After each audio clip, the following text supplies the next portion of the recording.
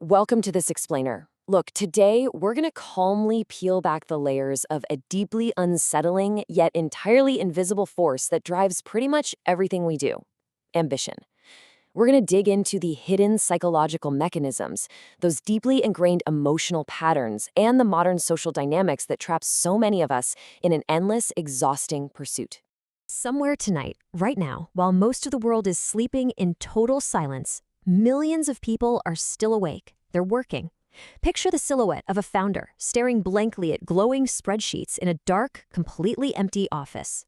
Or picture a student totally isolated in a cramped dorm room, just relentlessly reviewing notes for an exam until their eyes literally blur.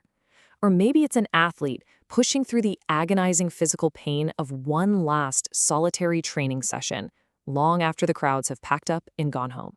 Or think of a creator bathed in a blue light of a monitor at 3 a.m., meticulously editing content that, if we're being completely honest, nobody may ever actually see.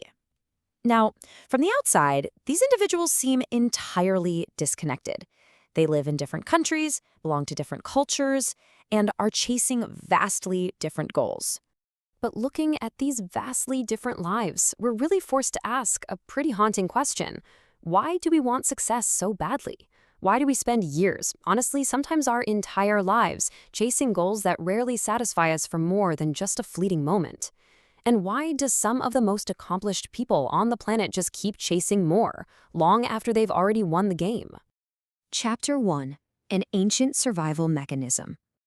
To truly understand this hunger that literally never seems to end, we have to recognize that ambition isn't actually about modern success. It's about something much, much older. When we think of ambition today, we usually picture corporate ladders, personal brands, or luxury lifestyles. But long before skyscrapers and social media algorithms, we evolved in small tribes. In those ancient times, earning respect didn't just mean a nicer life. It meant literal survival. Today, we've just projected that ancient biological machinery onto modern digital platforms and boardrooms. You see, the human brain adapted to care deeply, and I mean deeply, about its position within a social hierarchy. The individual who earned respect, they gained distinct advantages. The one who demonstrated competence gained the tribe's trust. And the one who achieved higher status almost always enjoyed greater physical security and better access to resources. This wasn't vanity, it was biology. It was survival. So, the absolute crucial point here is that the goals have changed, sure, but our psychology hasn't. Whether an employee is desperately grinding for a promotion or an influencer is obsessing over their follower count, they aren't merely chasing modern metrics. Underneath it all, they're chasing that ancient, primal feeling of significance. They just want to feel like they matter. Chapter 2: The Illusion of Arrival. Let's look at what actually happens when we manage to acquire the very things we so desperately want. Millions of people unknowingly step right into this endless mechanical cycle. Think about it. You set a goal. You imagine the celebration, the deep satisfaction. Then you achieve it. And for a brief moment, it feels absolutely incredible. But then comes adaptation. The high fades. The extraordinary dream you worked so hard for just becomes your new, ordinary reality. And blindly, almost automatically, you set a new goal. The pursuit just starts all over again. This relentless cycle happens because of a bizarre quirk in our neurology. Human motivation is just deeply, deeply wired to anticipation. The chase itself, the possibility of success, mixed with the tension of uncertainty, it actually creates a much stronger emotional stimulation in your brain than the reward itself. Achievement actually removes the uncertainty, and the second that uncertainty is gone, the emotional energy just dies. Chapter 3: When Achievement Becomes Identity. This brings us into much darker territory, because the situation becomes psychologically dangerous when this biological drive fundamentally attaches itself to who we believe we are. People unknowingly construct this really dark internal equation. Instead of ambition being something they do, it becomes who they are. An objective achievement gets internally translated into personal worth. But when you build that dependency, an objective failure isn't just a setback anymore. It's interpreted as devastating proof of your own personal inadequacy. The ego completely hijacks it, turning a simple missed opportunity into proof that you are fundamentally unworthy. Chapter 4: The Modern Ambition Machine. And unfortunately, no society in human history has amplified this fragile dependency more aggressively than the world we live in right now. We are relentlessly, daily exposed to a perfectly curated reality.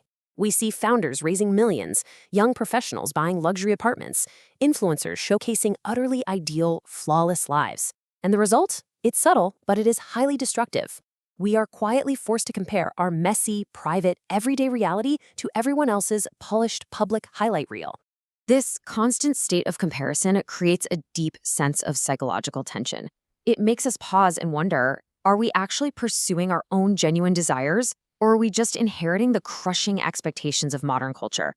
So many people spend years running exhausting races toward finish lines they never even consciously chose for themselves.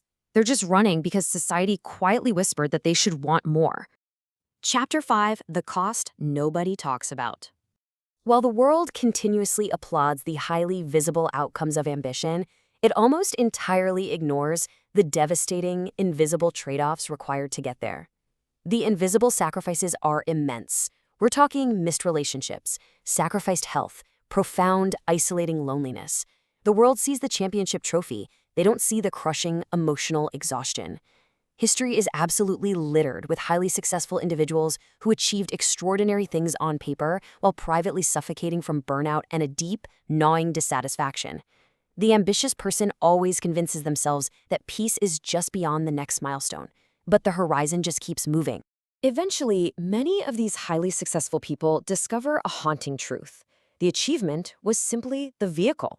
That external milestone, the money, the fancy title, the millions of followers, it was never actually the point. It was always just a vehicle to try and secure a much deeper emotional need, the desperate need for love, for respect, and for a genuine sense of belonging. Chapter 6: The Final Paradox. And this brings us to the deepest, most conflicting paradox of the human condition.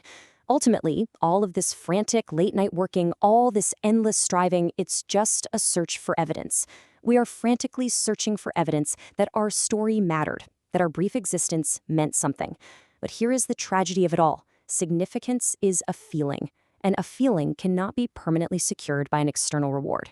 Once your mind adapts to the new reality, that feeling fades and the exact same longing returns.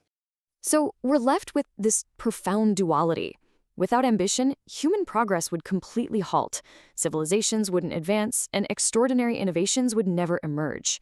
Yet this exact same biological force is precisely what traps us in a perpetual state of extraordinary restlessness. The very same drive that builds the world is exactly what breaks the individual's peace. So we are left with this. When you finally arrive at the summit you've spent your entire life pursuing, when you look out at the beautiful view and the undeniable success, you will inevitably have to face the one terrifying question that achievement alone can never, ever answer. What is enough? It's a question most people will spend their entire lives searching for. Thank you for exploring this with us on This Explainer. Keep questioning the pursuit, and I'll see you next time.